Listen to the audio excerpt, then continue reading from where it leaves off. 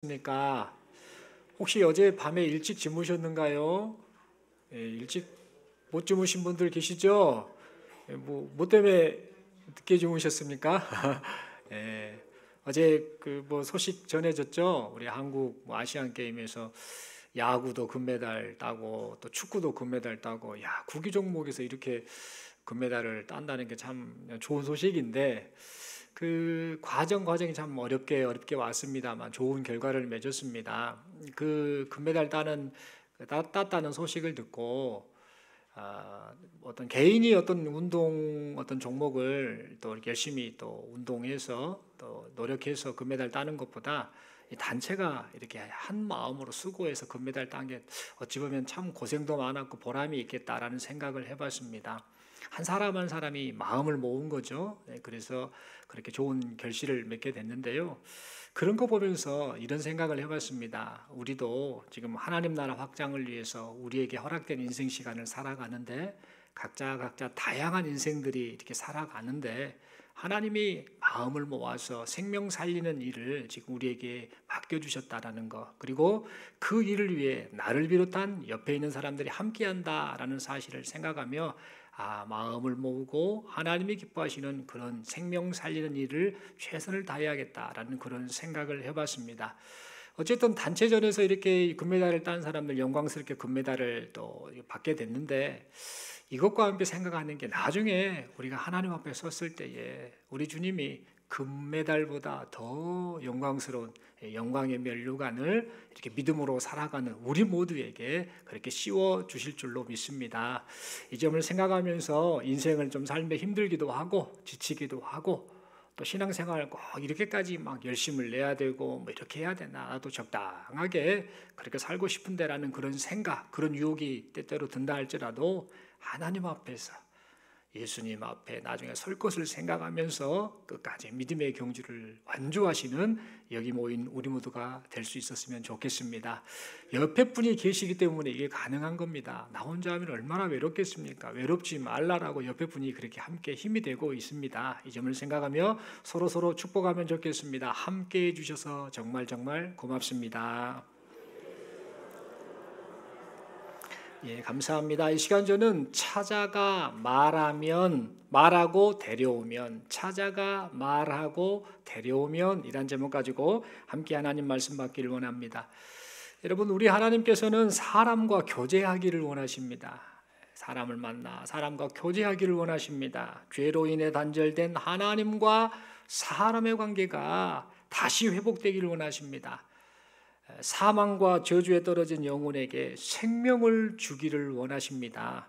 그래서 이 사람과의 관계를 다시 회복시키기 위해서 2000년 전에 아드님이신 예수님을 이 세상에 보내주셨습니다. 그리고 누구든지 예외가 없습니다. 누구든지 진심으로 예수님을 믿고 의지하면 영생하신 하나님과의 관계가 회복되고, 그래서 그 결과 영생을 누릴 수 있게 해주셨습니다. 그래서 우리 하나님께서는 예수님을 보내주셨죠. 예수님께서는 이 세상에 오셔서 무엇을 하셨는가? 천국 복음을 전파하셨습니다. 그래서 회개하고 돌아와라, 하나님의 나라가 가까웠다라고 말씀을 전하시면서 계속해서 하나님께서 맡기신 그 사명을 감당하셨습니다. 그리고 이 복음이 온 세상에 이제 더 구체적으로 잘 전파되도록 하시기 위해서 우리 예수님께서 12명의 제자들을 부르셨지요. 이렇게 부름을 받은 12명의 제자들 가운데에 가장 먼저 예수님을 만난 사람이 있는데, 그 사람이 바로 오늘 본문에 등장합니다. 바로 안드레라는 사람입니다. 여러분, 이 안드레는 이 북쪽 갈릴리 지역의 베세다라는 지역 출신의 사람입니다. 그곳이 고향입니다. 이 안드레는 하는 일이 뭐였는가? 물고기 잡는 어부였습니다. 물고기만 잡는 게 아니라 이 사람은 알고 봤더니 상당히 경건한 사람이었습니다. 종교적 열심이 있었고, 무엇보다도 메시아가 오실 것이다라는 그 약속을 믿고 메시아를 기다리며 살았던 사람이었습니다. 그러던 중에 이 안드레가 인생을 사는데, 지금 거주한 곳은 북쪽 갈릴리 지역인데요, 저기 남쪽 유다 지역에서 소문이 들려옵니다. 거기에 요한이라는 사람이 있는데 세례를 주는 이 세례 요한이라는 사람이 너무너무 경건하다더라. 그 사람이 하나님의 말씀을 선포하며 예수님이 오실 것을 예비하는 사람이라더라 라는 그런 소문을 듣게 됩니다. 그래서 이 안드레가 그 소문을 듣고 자기 형 시몬과 함께 그리고 자기 동료 빌립이나 나다나엘이나 요한과 함께 지금 남쪽 유다 지역에 있는 세례 요한을 만나러 갑니다. 우리식으로 말하면 부흥집회 간 겁니다. 거기 가서 어떤 말씀이 우리에게 주어질 것인가 기대하는 그런 마음으로 남쪽 유다 지역에 간 겁니다. 그리고 그곳에 참석해서 이런저런 말을 듣고 나서는 너무나 은혜를 많이 받습니다. 그리고는 이 세례 요한의 제자가 됩니다. 그래서 이 세례 요한의 제자가 된 이 안드레 그리고 시몬 또 그 밖에 동료들 이들이 이제 원래 북쪽 갈릴리 지역에 살았었는데 남쪽 유다 지역에 머물면서 이 세례 요한의 제자로서 많은 영향을 받으면서 경건한 삶을 결단하고 그리고 메시아이신 이 메시아가 오시기만을 기다리며 그렇게 유대에서의 시간을 보냈습니다. 그런데 어느 날이었습니다. 이 세례 요한, 이 안드레와 이 시몬 또 그 밖에 몇 명의 그 사람들의 스승이었던 세례 요한이 오늘 본문에 보니 안드레와 또 다른 제자와 함께 서 있다가 예수님께서 이 거닐고 계시는 모습을 목격하게 됩니다. 그래서 이 세례 요한이 이제 이 안드레와 또 다른 제자, 여기서 말하는 또 다른 제자는 사실은 요한복음을 기록한 이 사도 요한인데 세례 요한과 이 사도 요한 이름을 두 번 언급하면 여러분이 헷갈려 하실까 봐 다른 제자로만 표현하겠습니다. 이 두 제자에게 이 세례 요한이 말을 합니다. 보라, 하나님의 어린 양이로다 라는 이런 말을 하게 됩니다. 여러분 이 말은요 이미 세례 요한이 요한복음 1장 29절에 보면은요 이미 예수님을 향해서 했던 표현입니다. 세례 요한은 얼마 전에 자신에게 세례를 받으러 나오시는 그 예수님을 향해서 이런 말을 했죠. 보라, 세상 죄를 지고 가는 하나님의 어린 양이로다라고 그렇게 말을 했었습니다. 이 말은 곧 뭐냐? 예수님이 메시아이시다라는 그런 그 표현이었던 것이죠.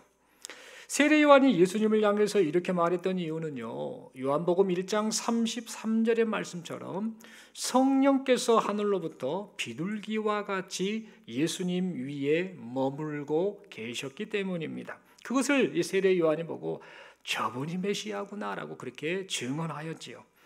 그런데 이 세례 요한이 이 말을 한 지 얼마 되지 않은 후에 이 세례 요한이 두 제자와 함께 지금 자기 앞에 다시 그 하나님의 어린 양이신 예수님께서 거닐고 계심을 목격하게 된 겁니다. 그래서 이 세례 요한은요 들뜨고 기쁜 나머지 그 거닐고 계시는 예수님을 향해 다시 말합니다. 보라, 하나님의 어린 양이로다 라고 안드레와 또 다른 제자가 듣는 앞에서 그렇게 말을 했던 것입니다. 그러자 이 세례 요한, 자신들의 스승인 이 세례 요한의 말을 들은 안드레와 또 다른 제자는 그 즉시 예수님을 뒤따라 가게 되었습니다. 여러분 여기서 우리는 한 가지 좀 생각을 해봐야 될 게 있습니다. 이 안드레와 또 다른 제자가 지금 세례 요한을 스승으로 삼고 그의 가르침을 받았었는데 그들이 지금 세례 요한을 내비두고 지금 예수님을 뒤따라간 사실 이것이 조금 왜 그랬을까라는 그런 생각을 해보게 됩니다. 여러분 우리의 상식대로라고 한다면 지금 스승님이 옆에 있습니다. 이분의 가르침을 받고 또 이분의 그 영향을 받고 함께 있는 자리에서 스승님이 이런 말을 했다고 해서 곧바로 그냥 스승님을 내비두고 다른 스승을 따라간다라는 것은 조금 말이 안 되는 그런 상황 아니겠습니까? 그런데 안드레와 이 또 다른 제자는 그렇게 행동을 했습니다. 여러분 그렇다면 왜 안드레와 또 다른 제자는 이런 행동을 했을까요? 그 이유는 다른 게 아닙니다. 그 이유는 지금 안드레와 또 다른 이 제자의 스승인 이 세례 요한이 이런 말을 했기 때문입니다. 어서 빨리 저 예수님 따라가 봐라. 저 예수가 메시아다라는 그런 적극적인 권면을 했기 때문입니다. 다시 말해서 이 세례 요한은요 요한복음 1장 20절에서 이런 말을 했었거든요. 나는 그리스도가 아니요 라고 사람들에게 말을 했고 또 요한복음 1장 23절을 보면은요 나는 그리스도가 아닐 뿐만 아니라 주님의 길을 곧게 하라라고 광야에서 외치는 소리요 라고 이런 말을 했었는데 지금 세례 요한은 자기가 말한 그대로 자기를 부인하고 오직 메시아이신 예수님을 소개하는 일에 그렇게 힘을 썼던 겁니다. 자기의 제자들에게도 지금 나는 메시아 아니야, 저분이 메시아야 라고 하며 그렇게 적극적으로 예수님을 소개했던 것이지요. 그래서 이 안드레와 다른 제자는 예수님을 소개하는 이 스승 세례 요한의 그 적극적인 권면을 듣고 그렇게 스승 세례 요한 앞에서 그 세례 요한을 두고 예수님을 뒤따라 갔던 것입니다. 그리하여서 이 안드레와 또 다른 제자가 예수님을 뒤따르자 이 모습을 보신 예수님께서 이 두 사람을 향해 물으십니다. 무엇을 구하느냐라고 그렇게 물으셨지요. 여러분, 무엇을 구하느냐라고 물으신 이 말씀은요, 어떤 의미냐면 지금 너희 둘이 지금 나를 뒤따라오고 있는데 나를 따라오는 목적이 뭐냐라고 그렇게 물으신 그런 의미였습니다. 나를 통해서 얻고 싶은 것이 뭐야? 라는 그런 의미의 말씀이었지요.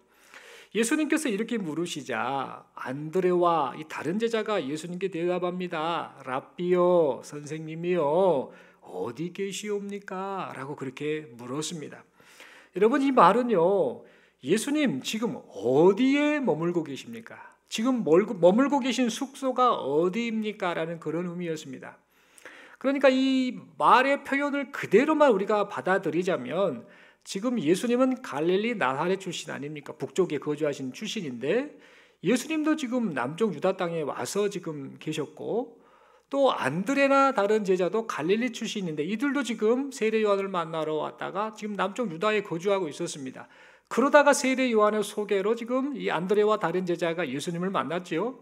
그러니까 예수님도 지금 자기 고향이 아니라 지금 객지에 와 계신 겁니다. 그러니까 이 예수님께 지금 어디 머물고 계셔요? 라고 그런 의미로 예수님께 물었던 겁니다.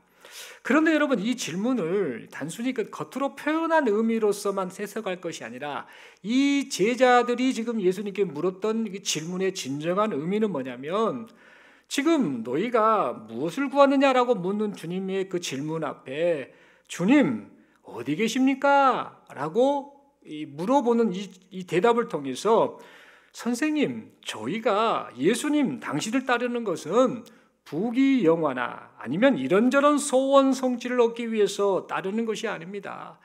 그저 예수님 당신이 좋아서 예수님과 지금 함께 있고 싶어서 예수님과 함께 교제하고 싶어서 이렇게 예수님을 따르는 것입니다 라는 그런 의미를 담아서 어디 계시옵니까? 라고 그렇게 물었던 것입니다.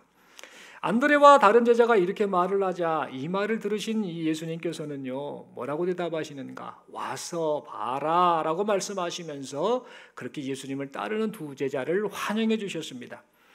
그래서 그날 이 두 제자는요, 우리나라 시간으로 오후 4시입니다. 성경에서는 10시라고 표현하는데 이 시간이 우리나라 시간으로 말하면 오후 4시입니다. 그때 예수님을 만나서 예수님이 거하시는 곳에서 예수님과 함께 이런저런 대화를 나누며 교제하는 시간을 가졌습니다.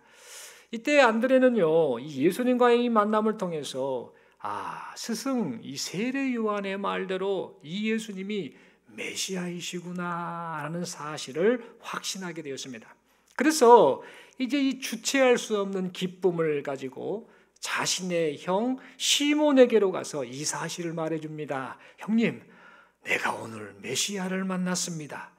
우리 민족이 그토록 기다리던 메시아, 그 메시아를 만났습니다. 세례 요한, 우리 선생님이 그러시는데 예수님 그분이 바로 메시아라고 합니다.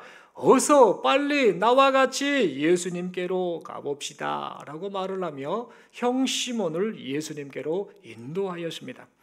그래서 이 형인 이 시몬이 동생의 말을 듣고 예수님을 만나러 가게 되었습니다. 여러분, 이때 이 형인 이 시몬의 마음이 어떻겠습니까? 얼마나 설레고 기뻤겠습니까? 왜 그러냐면 시몬 역시 안드레와 함께 메시아를 기다리는 그런 마음, 종교적 열심을 가지고 지금 남쪽 유다 땅에 내려왔고 또 세례 요한을 통해 이런저런 가르침을 받았는데 그리고 메시아가 어서 왔으면 좋겠다라는 그런 마음을 품고 있었을 텐데 이때 이 동생으로부터 메시아를 만났다라는 말을 들었으니 얼마나 들뜨고 설렜겠습니까? 이때 이 시몬의 마음이 어떻겠습니까? 너무나 기쁘고 들뜨고 그러면서 진짜 내가 이제 만날 그분이 메시아였으면 좋겠다라는 그런 마음을 품었을 것입니다. 그래서 시몬은 동생 안드레의 소개로 예수님이 머무시는 그곳으로 가게 되었습니다. 그러자 이제 시몬과 안드레가 예수님을 찾아오자 예수님께서 시몬을 물끄러미 바라보셨습니다. 여러분, 오늘 본문 42절의 말씀을 보면은요, 보시고라는 이런 표현이 있는데요.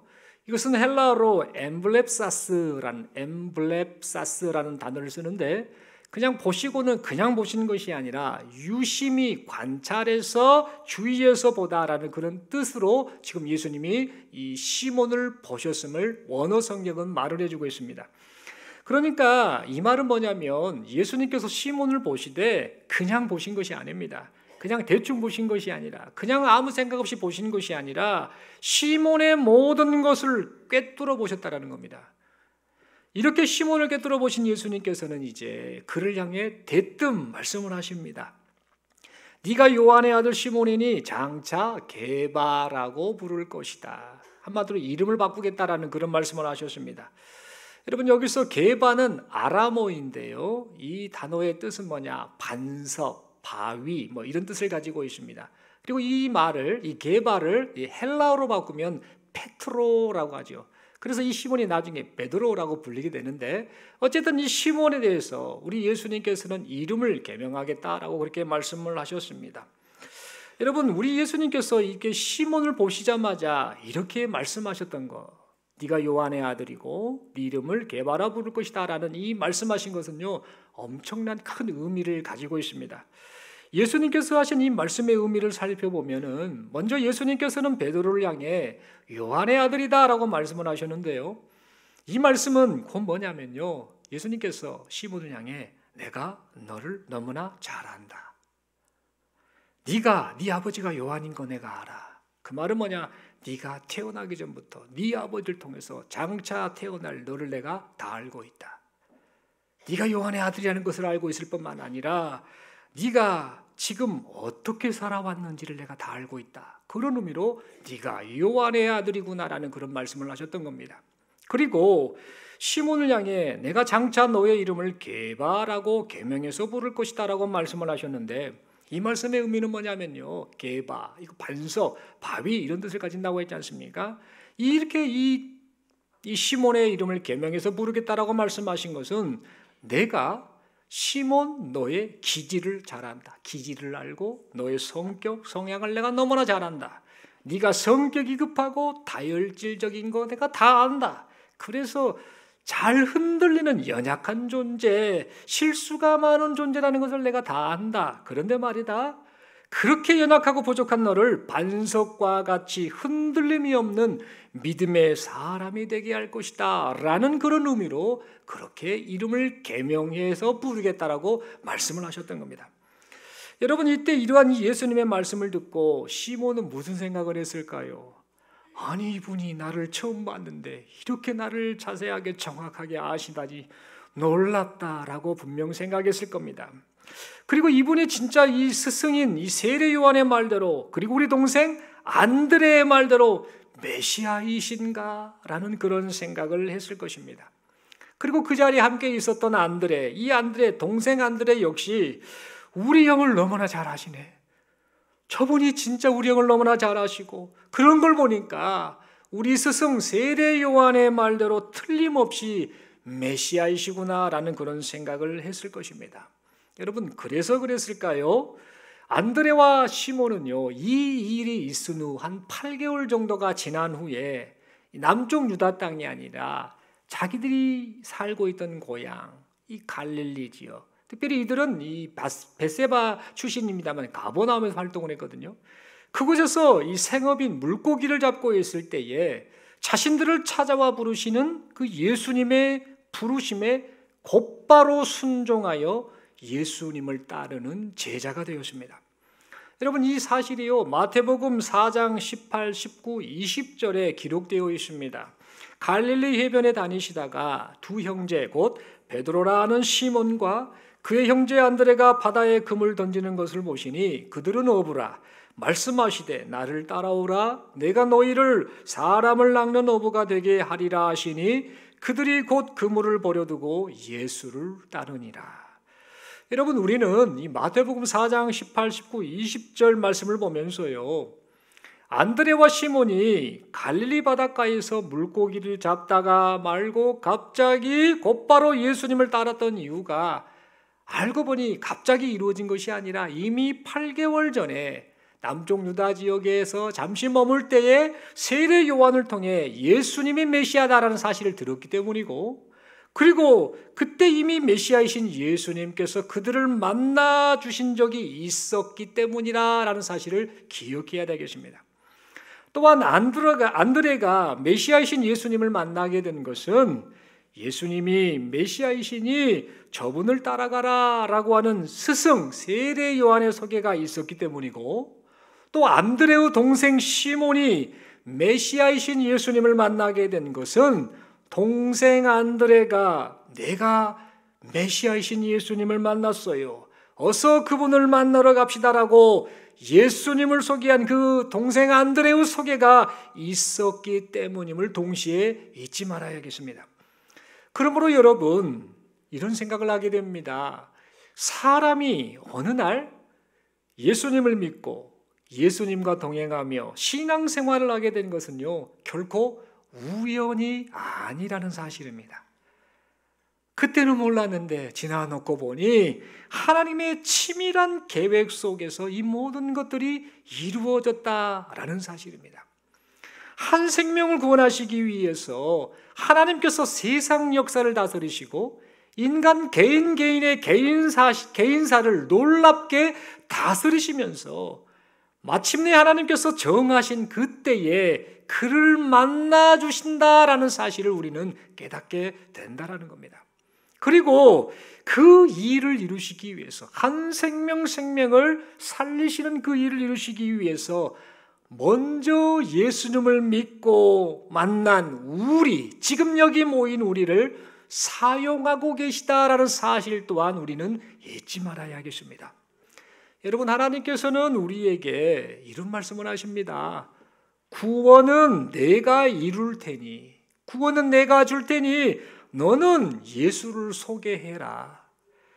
네가 얻고 누린 그 구원의 기쁨을 너만 누리지 말고 네 이웃도, 네 사랑한 이웃도 함께 누리도록 예수를 소개해라라고 그렇게 말씀을 하고 계십니다. 안드레가 내가 만난 메시아 예수를 빨리 가서 우리 형에게 소개시켜 주어야겠다라며 형 시몬에게 예수님을 소개시켜 주었던 것처럼 지금 여기 모인 우리로 하여금 우리의 이웃에게 예수님을 소개하라라고 그렇게 말씀을 하고 계십니다. 여러분, 그러므로 우리는요, 하나님의 일하심을 기대하면서요, 예수님을 소개하는 그런 인생을 살아가는 우리 모두가 되어야 될 줄로 믿습니다. 내가 만난 예수, 참 생명이신 예수, 나에게 영생을 선물해 주신 예수, 인생 풍파 가운데서 건져주신 예수, 그 예수님을 소개하는 여기 모인 우리 모두가 되어야 될 줄로 믿습니다. 여러분, 세례 요한은요, 안드레와 다른 제자에게 오늘 본문에 보니까 예수님을 소개만 했습니다. 안드레도요, 형 시몬에게 예수님을 소개만 했습니다. 뭔 말인가? 그들이 할 수 있는 것이 아무것도 없었습니다. 그들이 할 수 있는 최선이 뭐였는가? 소개하는 것, 예수님을 소개하는 것, 그것이었습니다. 그런데요, 우리 예수님께서는 그들의 소개함을 사용하셔서, 소개하는 그 행동을 사용하셔서 그들이 소개한 사람을 만나주셨지요. 그리고 마침내 만나주신 그들에게 믿음을 불러일으켜 주셨고 그들을 변화시켜 주셨습니다. 그리고 그들에게 영생을 선물해 주셨습니다. 더 나아가서 그렇게 만나주신 그 사람들을 생명을 살리는 일꾼으로 살게 해 주셨습니다. 그러므로 우리는요, 예수님을 소개하는 나의 순종을 통해서 우리 주님이 사람을 만나주시고 구원을 나타내신다라는 사실을 믿고 구원의 주체이신 하나님의 일하심을 기대하면서 오직 예수님만을 소개하는 일에 온 힘을 다하시는 우리 모두가 되어야겠습니다. 그런데 여러분, 어떤 사람들은 이런 생각을 할 수도 있습니다. 예수님을 소개해도, 그렇게 소개를 했어도 그 소개받은 그 사람이 변화가 없는 것 같던데요 라는 그런 생각을 하면서 지금 당장 구원이 안 일어나요 라고 그렇게 생각하는 사람들이 있습니다. 그런데 여러분, 이런 생각은요 참 불신앙적인 생각입니다. 그리고 참 어리석은 생각입니다. 여러분, 예수님을 만난 안드레와 시몬, 이들이요 예수님의 제자가 된 것은요 바로 일어난 일이 아닙니다. 그들이 예수님을 만난 그 즉시 예수님의 제자가 된 것이 아니라는 말입니다. 안드레와 시몬은요 예수님을 처음 만났을 때 분명 신선한 충격을 받았습니다. 저분이 메시아이구나 라는 그런 깨달음을 얻었습니다. 그러나 곧바로 예수님을 따르는 제자가 되지는 않았다라는 겁니다. 그러다가 시간이 흘렀습니다.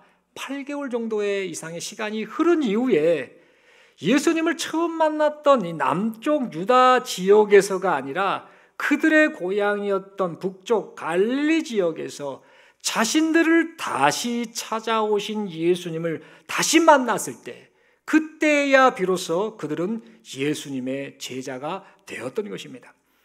그러니까 여러분, 우리가 기억을 해야 될 것은요, 안드레와 시몬이 주님의 제자가 된 것은요 사람의 계획, 사람의 정한 때, 그 때를 따라 제자가 된 것이 아니라 주님이 계획하시는 때에 이루어졌다라는 사실입니다.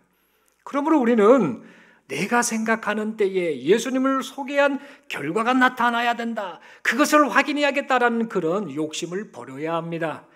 우리 주님의 일하심을 기대하면서 우리가 해야 될 것은 뭐냐? 예수님을 소개하는 일에 힘쓰는, 그 일에 온통 관심을 가지고 힘쓰는 우리 자신이 되어야 될 줄로 믿습니다. 여러분, 제 친구 한 명 소개를 하고자 합니다. 제가 초등학교 4학년 때 알았던 저의 아주 절친 친구가 있는데, 지금 초등학교 4학년 때가 11살이니까 거의 한 40년이 넘었죠. 이 친구를 지금까지 교제를 하고 있는데요, 이 친구는 지금 현재 광주 어느 교회에서 장로님으로 귀하게 교회를 섬기고 주님을 사랑하고 성도들을 사랑하는 참 신실한 장로님입니다. 이 친구는 성품이 참 순하고 착한 친구입니다. 그리고 저의 둘도 없는 친구이기도 하고, 이 친구는 광주에서 안경원을 운영을 하는 친구입니다. 안경원 이제 사장님으로 하는데 선교도 많이 하고 전도도 많이 하고, 무엇보다도 저 개인적으로요, 저도 수준이 별로 되지 않는 사람입니다만 제가 생각하기에 참 저런 성도 없다, 저런 장로 없다, 진짜 그리스도인이다, 이런 그 마음이 저절로 막 우러나오는 그런 모습의 친구입니다. 참 성품도 괜찮고요, 정말 하나님 앞에 정직하게 살려고 하고요, 또 사업도 참 정직하게 하고 굉장히 검소하고 또 겸손하고 그런 친구입니다. 어쨌든 이 친구를 어렸을 때부터 알게 되어서 한 40여 년 이상 지금 교제를 하고 있는 친구인데, 이 친구를 알게 된 게 참 하나님 앞에 감사하기도 합니다.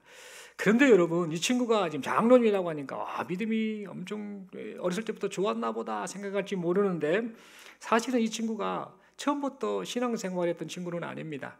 이 친구의 집안은요 이 불신자들로 가득 차고, 또 집안의 어른들이요 무신론자가 많았습니다. 그래서 그 영향을 그대로 받아서 이 친구가요, 제가 초등학교 4학년 때 이제 절학을 가서 만났던 친구인데, 이 친구와 이야기를 하면서 교회 이야기를 하면은요, 하나님이 어디 있대, 거짓말하지 말라고 이렇게 말을 했던 그런 친구였습니다. 성격은 참 좋고 성품도 좋은데, 이 친구의 그 신앙에 관한 그 마음 자세는 뭐냐면 마치 그 예구방 바로 왕을 방불케 하는 아주 강팍한 마음의 소유자가 바로 이 친구였습니다. 왜 그랬는가? 집안에서 계속 그런 영향을 받은 거죠, 주변 사람들한테. 그렇게 하다가 이제 초등학교를 졸업하고 또 이사를 가고 이렇게 하면 서로 이제 연락을 하지 못하는 그런 상황이 됐었습니다. 그러다가 제가 중학교 3학년 때 참 은혜를 많이 받았습니다. 기도하고 또 신앙생활하면서 은혜를 많이 받고 예수님을 인격적으로 만나게 되고, 정말 그 말로 형언할 수 없는 그 기쁨과 감사를 이게 누리게 되면서, 이 예수님을 소개하면 좋겠다, 주변의 사람들에게 소개하겠다 하면서 아주 그 사랑하는 그 친구에게 제가 연락을 해서 이 친구에게 예수님을 소개를 했습니다. 이 친구에게 이제 복음을 전하면서 교회 한 번만 와라라고 하면서 이렇게 초청을 했는데 이 친구가요 변함이 없습니다. 참 착한 친구인데 교회는 뭔 교회냐, 하나님이 어딨냐, 거짓말하지 말라고 그랬던 친구입니다. 그러나 중학교 3학년 때 그렇게 초청을 했더니 아주 친한 친구가 그렇게 부탁을 하니까 마지못해서 이 친구가 이제 교회에 왔습니다. 그래서 속으로 이렇게 생각했다고 합니다. 간청하니까 내가 딱 한 번만 나간다 이렇게 생각을 하고 버스를 타고, 저희 동네에 살지 않았습니다. 버스를 타고 그 교회, 이제 제가 다니던 교회에 왔습니다. 이 친구가 저희 다니던 교회에 처음 왔던 때는요 주일이 아니라 토요일이었습니다. 뭐 때문에 토요일 날 왔냐면요, 토요일 날 예배 드린 것이 아니고 주일날 예배 드리는 것을 준비하기 위해서 중고등부 학생들이 기도회를 했습니다. 선생님들도 있었지만 학생들이 주체가 돼서 매주마다 1시간, 2시간씩 함께 기도하고 예배를 위해서 기도하고 또 새로 올 사람들을 위해서 기도하고 교회를 위해서 기도하고 그렇게 해서 다 모여서 기도하고 또 성령 충만을 사모하며 기도하고 그런 시간을 가졌었지요. 그리고 나서 그렇게 기도회가 끝나고 나면 예배당 청소를 다 학생들이 청소를 하고 뭐 이랬던 기억이 있습니다. 아마 신앙생활 오래 하신 분들은 다 젊으셨을 때 다 그렇게 하셨을 것입니다. 그런데 그렇게 이제 기도회 하던 날에 친구를 제가 초청을 한 겁니다. 그래서 기도회 한번 같이 참석하자. 그랬더니 이 친구가 버스를 타고 딱 왔는데 제가 할 수 있는 것은 뭐였느냐, 이 친구가 너무나 이 마음이 또 하나님과는 상관없는 인생을 살고 그런 마음이 꽉 차 있기 때문에 그냥 기도만 하고 그렇게 이제 친구를 이렇게 초청을 했는데요. 이 친구가 그날 한 번만 왔다가 다음 주에는 안 올 줄 알았는데 신기하게도 그 다음 주에 또 나오고 또 그 다음 주에 또 나오고 그러더니 제 기억이 한 4, 5, 6개월 정도는 계속해서 저희 교회에 나왔던 걸로 기억을 합니다. 그런데 어느 날 이 친구가 저에게 말을 하더라고요. 버스 타고 이제 왔었는데 기쁨으로 왔는데 제게 어떤 말을 하냐면 집이 좀 머니까 그냥 가까운 교회 다니겠다라고 하면서 그때부터 그 이후부터 몇 개월 후부터 교회를 안 나왔습니다. 알고 봤더니 이제 제가 근래에 들었어요. 그 이야기를 친구에게. 그때 왜 그랬는가 물었더니 누가 상처 주는 말을 했답니다. 그 상처를 받아가지고 그냥 불편해가지고 안 하고 그 교회를 안 나오고 다른 동네 교회를 방황하면서 다녔다라는 말을 했습니다. 어쨌든 이 친구하고 이제 교회를 안 나오게 되니까 자연스럽게 소식이 끊어졌지요. 뭐 지금같이 핸드폰이 있는 것도 아니고 또 제가 이사도 많이 다니다 보니까 자연스럽게 연락이 되지 않는 그런 상황이었습니다. 그러다가 고등학교 생활을 보내고 대학교 생활을 보내는 이후에 어쩌다가 이제 군대 또 입대하고 제대할 이 무렵에 이 친구를 다시 만나게 된 겁니다. 이 친구를 보니까요 제가 깜짝 놀랐습니다. 옛날에 그 제 친구가 아닙니다. 이 친구가 얼마나 이쁘게 신앙생활을 하고 있던지 깜짝 놀라고 충격을 받았습니다. 알고 봤더니 이 친구가요 대학을 다니면서 기독교 동아리도 활동하고 교회 신앙생활을 하면서 주변 사람들한테 제 이야기를 그렇게 많이 했답니다. 저라는 사람을, 박연수라는 친구를 그렇게 만나보고 싶은데 이 친구 연락이 안 된다고, 어디서 뭐 하는지 모르겠다고. 왜 그러냐면 서로 연락이 끊어졌는데 이 친구가 무슨 말을 했냐면 주변 사람들에게 내가 예수 믿게 된 게 그 친구 때문이라고. 그때 그 친구가 나를 초청을 해가지고 내가 나중에 자연스럽게 예수를 믿게 되고 지금 이렇게 신앙생활하며 인생을 살고 있다라는 그런 이야기를 간증을 사람들에게 했다라고 합니다. 그러다가 이제 군대 제대한 이후부터 자연스럽게 연결이 계속되면서 지금 현재까지 계속해서 교제하고 있는 그런 아주 친한 친구입니다. 그런데 그 친구에게서요 최근에 얼마 전에 제가 그 친구의 속 이야기를 들은 게 있습니다.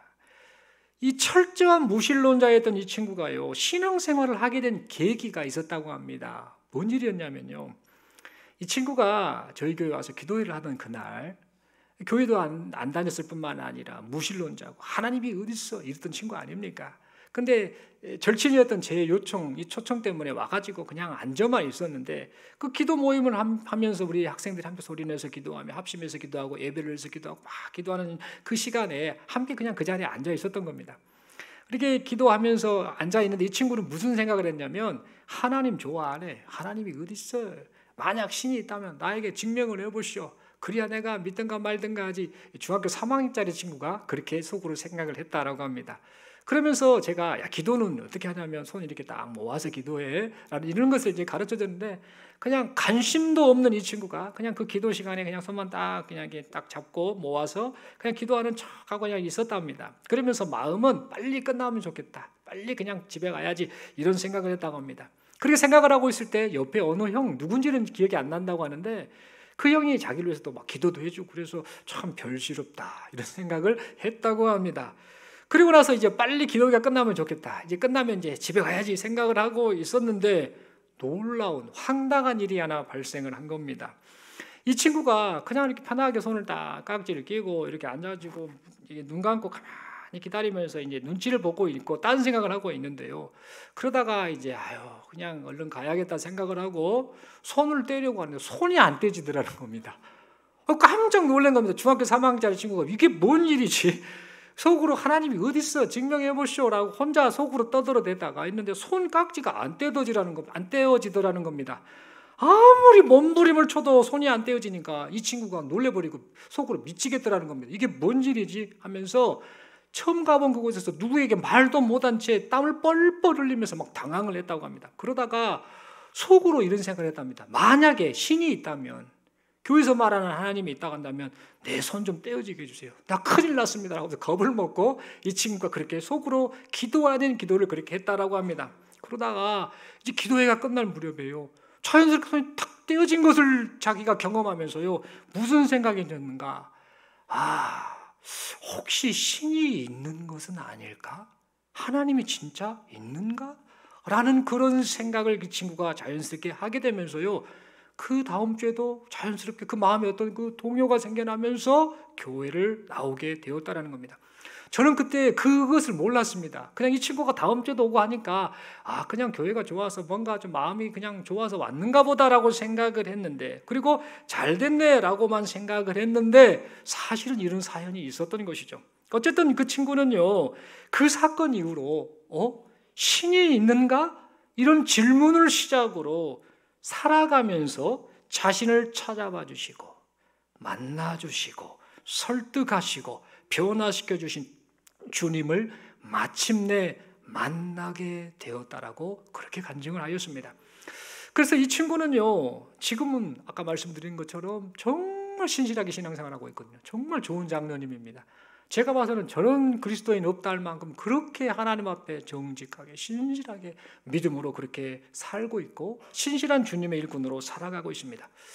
저는 이 친구에게 이런 일이 있었던 것을요, 35년이 지난 얼마 전에 최근에 이야기를 들었습니다. 이런 과정 속에서 하나님이 일하셨구나라는 사실을 깨닫게 되었지요. 그러면서 누군가가 예수님을 만나 영생을 얻게 되는 것, 구원에 이르게 되는 것은 우리 주님이 정하신 때에 우리 주님의 정하신 방법으로 베풀어 주시는 하나님의 은혜구나라는 사실을 다시 한번 깨닫고 고백하게 되었습니다. 사랑하는 성도 여러분, 그러므로 우리 이웃을 진정으로 사랑하고 있다고 한다면, 여기서 말한 이웃은 저기 멀리 사는 이웃이 아니고 여러분의 가족입니다. 자식이고 배우자입니다. 부모님입니다. 형제입니다. 그리고 직장 동료이고 친구이고 또 교회 지체일 수도 있겠습니다만, 이 우리의 이웃을 진정으로 사랑하고 있다라고 한다면, 그리고 우리 이웃이 나와 함께 예수님을 만나고 믿어 영생을 얻기 원한다라고 한다면요, 절대 포기하지 않기를 바랍니다. 예수님을 소개하는 일에 힘쓰는 우리 모두가 되기를 바랍니다. 여러분, 요한복음 1장 41절 42절의 말씀을 보면은요, 세례 요한의 소개로 예수님을 만난 이 안드레는요, 자신이 만난 예수님을 형 시몬에게 소개하였는데 어떻게 행동을 했는가? 형을 찾아가 말하고 예수님께로 데려왔습니다.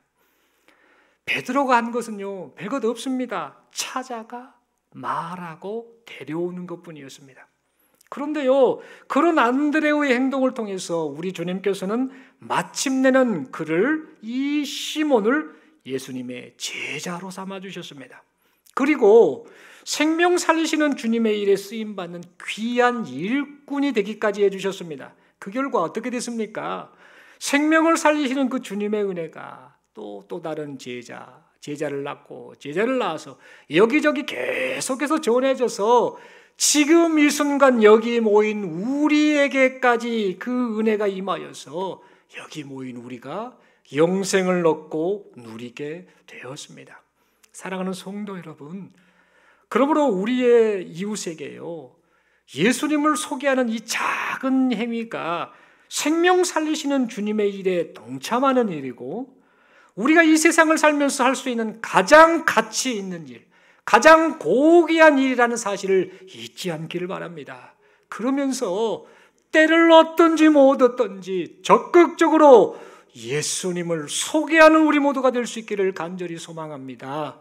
여러분, 존 스토트 목사님은 이런 말을 했습니다. 전도는 기술이 아닙니다. 교회로 사람이 오고 늘어나게 하는 주권을 가지고 계시는 분은 교회의 머리이신 예수님이십니다라는 그런 말을 남겼습니다. 결론은 뭐냐? 주님이 하신다라는 사실입니다. 여러분, 이 사실을 생각하면서 우리의 이웃을 찾아가서 말하고 예수님께로 데려오는 우리 모두가 될 수 있기를 바랍니다. 만약 우리가 우리의 이웃을 찾아가서 말하고 데려오면은요, 생명을 살리시는 우리 주님께서 다 알아서 하실 줄로 믿습니다. 서로 마지막으로 서로 이렇게 인사하겠습니다. 예수님을 소개하고 있습니까? 이렇게 서로 대답하겠습니다. 찾아가서 말하고 데려오면 된답니다. 다시 한번 확신에 찬 마음으로 이렇게 인사합니다. 데려오면 주님이 다 알아서 하실 것입니다. 아멘이십니까? 여러분, 오늘 댁에 가셔가지고 가만히 이 생각 한번 해주시면 좋겠습니다. 댁에 가셔서 내가 지금까지 인생을 살아오면서 가장 가치 있는 일을 했다라고 하는 그 일이 무엇인가 한번 생각해 보셨으면 좋겠습니다. 많고 많은 일을 했는데 진짜 내가 가치 있는 일을 했네. 사람들이 봐도 그렇고 무엇보다도 우리 하나님 보시기에 진짜 가치 있는 일을 했다라고 하는 그 일이 있다고 한다면 그것이 무엇인가 한번 생각해 보았으면 좋겠습니다.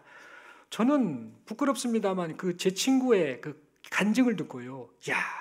그 박연수라는 친구 때문에 내가 예수 믿었다고 여기저기 떠들고 다녔는데 그것을 들으면서 나중에 제가 듣고 그때 가치 있는 일을 했었구나라는 그런 보람을 느꼈습니다.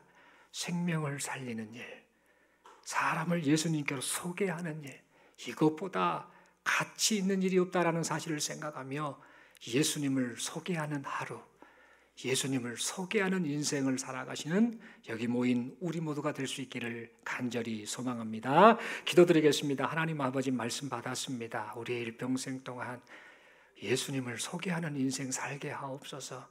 이것저것 분주하게 사는데 가장 가치 있는 일이 예수님을 세상에 사랑하는 이웃에게 소개하는 일이라는 사실을 생각하며 우리 예수님 소개하는 그런 인생을 살아가는 우리 모두가 되게 하여 주옵소서.